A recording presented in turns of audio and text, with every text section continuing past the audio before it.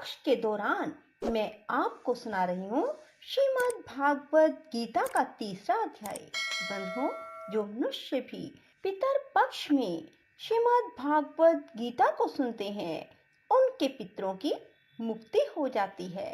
बंधुओं, प्रेम भाव से एकाग्रचित होकर ही श्रीमद् भागवत गीता को सुने और सुनने के बाद अपने पितरों के अर्पण करते कि हे पितृदेव, मैंने जो श्रीमद् भागवत गीता को सुना मैं आपको अर्पित करता हूँ या करती हूँ। बोलो पितृदेव की जय हो, कृष्ण भगवान की जय हो। अर्जुन ने भगवान श्री कृष्ण से प्रश्न किया, यदि कर्मों की अपेक्षा ज्ञान आपके श्रेष्ठ मान्य है तो फिर हे केशव, मुझे भयंकर कर्म में क्यों लगाते हो? आप मिले हुए से वचन से मेरी बुद्धि को मोहित सी करते हैं, इसलिए उस एक बात को निश्चय करके कहिए कि जिससे मैं कल्याण को प्राप्त हूँ। इस प्रकार अर्जुन के पूछने पर भगवान श्री कृष्ण महाराज बोले, हे निष्पाप अर्जुन, इस श्लोक में 2 प्रकार की निष्ठा मेरे द्वारा पहले कही गई है, ज्ञानियों की ज्ञान योग से और योगियों की निष्काम कर्म योग से। परंतु किसी भी मार्ग के अनुसार कर्मों को स्वरूप से त्यागने की आवश्यकता नहीं है, क्योंकि मनुष्य ना तो कर्मों के ना करने से निष्कर्मता को प्राप्त होता है, ना कर्मों को त्यागने मात्र से भगवत साक्षात्कार रूप सिद्धि को प्राप्त होता है, तथा सर्वथा कर्मों का स्वरूप से त्याग हो भी नहीं सकता, क्योंकि कोई भी पुरुष किसी काल में क्षण मात्र भी बिना कर्म किए नहीं रहता है। निसंदेह सभी पुरुष प्रकृति से उत्पन्न हुए गुणों द्वारा परवश हुए कर्म करते हैं। इसलिए जो मूढ़ बुद्धि पुरुष कर्मेंद्रियों को हठ से रोककर इंद्रियों के भोगों को मन से चिंतन करता रहता है, वह मिथ्याचारी अर्थात दंभी कहा जाता है। हे अर्जुन, जो पुरुष मन से इंद्रियों को वश में करके अनासक्त हुआ कर्मेंद्रियों से कर्मयोग का आचरण करता है, वह श्रेष्ठ है। इसलिए तू शास्त्र विधि से नियत किए हुए स्वधर्म रूप कर्म को कर, क्योंकि कर्म ना करने की अपेक्षा कर्म करना श्रेष्ठ है। कर्म ना करने से तेरा शरीर निर्वाह भी नहीं सिद्ध होगा। हे अर्जुन, बंधन के भय से भी कर्मों का त्याग करना योग्य नहीं है, क्योंकि यज्ञ अर्थात विष्णु के निमित्त किए हुए कर्म के सिवा अन्य कर्म में लगा हुआ ही यह मनुष्य कर्मों द्वारा बनता है। इसलिए हे अर्जुन, आसक्ति से रहित हुआ उस परमेश्वर के निमित्त कर्म का भली प्रकार आचरण कर। कर्म ना करने से तू पाप को भी प्राप्त होगा, क्योंकि प्रजापति ब्रह्मा ने कल्प के आदि में यज्ञ सहित प्रजा को रचकर कहा कि इस यज्ञ द्वारा तुम लोग वृद्धि को प्राप्त हो और यह यज्ञ तुम लोगों को इच्छित कामनाओं के देने वाला होवे। तुम लोग इस यज्ञ द्वारा देवताओं की उन्नति करो और वे देवता लोग तुम लोगों की उन्नति करें।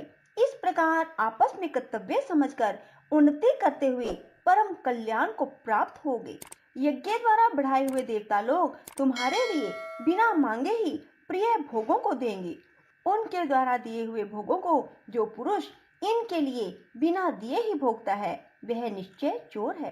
कारण यज्ञ से बचे हुए अन्न को खाने वाले श्रेष्ठ पुरुष सब पापों से छूटते हैं, और जो पापी लोग अपने शरीर पोषण के लिए ही पकाते हैं, वे तो पाप को ही खाते हैं, क्योंकि संपूर्ण प्राणी अन्न से उत्पन्न होते हैं और अन्न की उत्पत्ति वृष्टि से होती है, वृष्टि यज्ञ से होती है और वह यज्ञ कर्मों से उत्पन्न होने वाला है। उस कर्म को तू वेद से उत्पन्न हुआ जान, और वेद अविनाशी परमात्मा से उत्पन्न हुआ है। इससे सर्वव्यापी परम अक्षर परमात्मा सदा ही यज्ञ में प्रतिष्ठित है। हे पार्थ, जो पुरुष इस लोक में इस प्रकार चलाए हुए सृष्टि चक्र के अनुसार नहीं बरतता है, अर्थात शास्त्र अनुसार कर्मों को नहीं करता है, वह इंद्रियों के सुख को भोगने वाला पाप आयु पुरुष व्यर्थ ही जीता है। जो मनुष्य आत्मा ही में प्रीति वाला और आत्मा में ही तृप्त तथा आत्मा में ही संतुष्ट होवे, उसके लिए कोई कर्तव्य नहीं है, क्योंकि इस संसार में उस पुरुष का किए जाने से भी कोई प्रयोजन नहीं है, ना किए जाने से भी कोई प्रयोजन नहीं है। इसका संपूर्ण भूतों में कुछ भी स्वार्थ संबंध नहीं है, तो भी उसके द्वारा केवल लोकहित अर्थ कर्म किए जाते हैं। इससे तू अनासक्त हुआ निरंतर कर्तव्य कर्म का अच्छी प्रकार आचरण कर, क्योंकि अनासक्त पुरुष कर्म करता हुआ परमात्मा को प्राप्त होता है। इस प्रकार जनकादि ज्ञानी जन भी आसक्ति रहित कर्म द्वारा ही परम सिद्धि को प्राप्त हुए हैं। इसलिए तथा लोक संग्रह को देखता हुआ भी तू कर्म करने को योग्य है, क्योंकि श्रेष्ठ पुरुष जो जो आचरण करता है अन्य पुरुष भी उसके ही अनुसार बरतते हैं। वह पुरुष जो कुछ प्रमाण कर देता है लोग भी उसी के अनुसार बरतते हैं। इसलिए हे अर्जुन, यद्यपि मुझे तीनों लोकों में कुछ भी कर्तव्य नहीं है, किंचित भी प्राप्त होने योग्य वस्तु अप्राप्त नहीं है, तो भी मैं कर्म में बरतता हूँ, क्योंकि यदि मैं सावधान हुआ कदाचित कर्म में ना बरतूं तो हे अर्जुन, सब प्रकार से मनुष्य मेरे बर्ताव के अनुसार बरतते हैं, अर्थात बरतने लग जाएं। यदि मैं कर्म ना करूं तो ये सब लोग भ्रष्ट हो जाएं।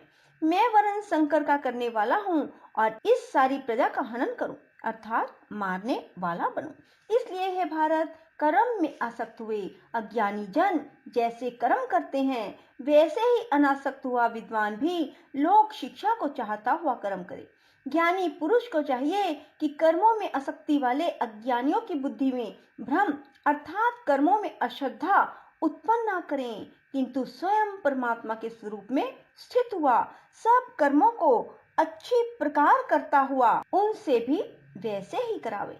हे अर्जुन, वास्तव में संपूर्ण कर्म प्रकृति के गुणों द्वारा किए हुए हैं, तो भी अहंकार से मोहित हुए अंतःकरण वाला पुरुष मैं करता हूँ ऐसे मान लेता है। परंतु हे महाबाहो, गुण विभाग कर्म विभाग के तत्व को जानने वाला ज्ञानी पुरुष संपूर्ण गुणों में वर्तते हैं ऐसे मानकर नहीं आसक्त होता है, और प्रकृति के गुणों से मोहित हुए पुरुष गुण और कर्मों में आसक्त होते हैं। उन अच्छी प्रकार ना समझने वाले मूर्खों को अच्छी प्रकार जानने वाला ज्ञानी पुरुष चलायमान ना करे।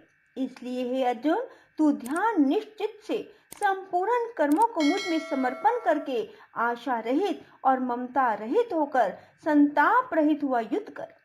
हे अर्जुन, जो कोई भी मनुष्य दोष बुद्धि से रहित और श्रद्धा से युक्त हुए सदा ही मेरे इस मत के अनुसार बरतते हैं, वे पुरुष संपूर्ण कर्मों से छूट जाते हैं। जो दोष दृष्टि वाले मूर्ख लोग इस मेरे मत के अनुसार नहीं बरतते हैं, उन संपूर्ण ज्ञानों में मोहित चित्त वालों को तू कल्याण से भ्रष्ट हुए ही जान, क्योंकि सभी प्राणी प्रकृति को प्राप्त होते हैं, अर्थात अपने स्वभाव से परवश हुए कर्म करते हैं। ज्ञानवान भी अपनी प्रकृति के अनुसार चेष्टा करता है, फिर इसमें किसी का हट क्या करेगा। इसलिए मनुष्य को चाहिए इंद्रिय के अर्थ में अर्थात सभी इंद्रियों के भोगों में स्थित जो राग और द्वेष है उन दोनों के वश में नहीं होवे, क्योंकि इसके वे दोनों ही कल्याण मार्ग में विघ्न करने वाले महान शत्रु हैं। इसलिए उन दोनों को जीतकर सावधान हुआ स्वधर्म का आचरण करें, क्योंकि अच्छी प्रकार आचरण किए हुए दूसरे के धर्म से गुण रहित भी अपना धर्म अति उत्तम है। अपने धर्म में मरना भी कल्याणकारक है और दूसरे का धर्म भय को देने वाला है। इस पर अर्जुन ने पूछा, हे कृष्ण, फिर यह पुरुष बलात् लगाए हुए के सदृश ना चाहता हुआ भी किस से प्रेरा हुआ पाप का आचरण करता है। इस प्रकार अर्जुन के पूछने पर श्री कृष्ण महाराज बोले, हे अर्जुन, रजोगुण से उत्पन्न हुआ यह काम ही क्रोध है, यह ही महा अशन अर्थात अग्नि के सदृश भोगों से ना तृप्त होने वाला बड़ा पापी है। इस विषय में इसको ही तू वैरी जान। जैसे धुएं से अग्नि, मल से दर्पण ढका जाता है, जैसे जेर से गर्भ ढका हुआ है, वैसे ही उस काम के द्वारा यह ज्ञान ढका हुआ है। हे अर्जुन, इस अग्नि सदृश ना पूर्ण होने वाले काम रूप ज्ञानियों के नित्य वैरी से ज्ञान ढका हुआ है। इंद्रियां, मन, बुद्धि इस काम के वासस्थान कहे जाते हैं। यह काम इन मन, बुद्धि, इंद्रियों द्वारा ही ज्ञान को आच्छादित करके इस जीव आत्मा को मोहित करता है। इसलिए हे अर्जुन, तू पहले इंद्रियों को वश में करके ज्ञान और विज्ञान के नाश करने वाले इस काम पापी को निश्चय पूर्वक मार। यदि तू समझे कि इंद्रियों को रोककर काम रूप वैरी को मारने की मेरी शक्ति नहीं है, तो तेरी यह भूल है, क्योंकि इस शरीर से तो इंद्रियों को अर्थात श्रेष्ठ, बलवान, सूक्ष्म कहते हैं और इंद्रियों से पर मन है, मन से भी पर बुद्धि है, जो बुद्धि से भी अत्यंत पर है, वह आत्मा है। इस प्रकार बुद्धि से पर अर्थात सूक्ष्म, सब प्रकार बलवान और श्रेष्ठ अपने आत्मा को जानकर बुद्धि के द्वारा मन को वश में करके, हे महाबाहो, अपनी शक्ति को समझकर इस दुर्जय कामरूप शत्रु को मार। बोलो श्री कृष्ण भगवान की जय। इति श्री मद् भागवत गीता 3रा अध्याय संपूर्णम। राधे राधे, जय श्री कृष्णा। ओम हरे राम राम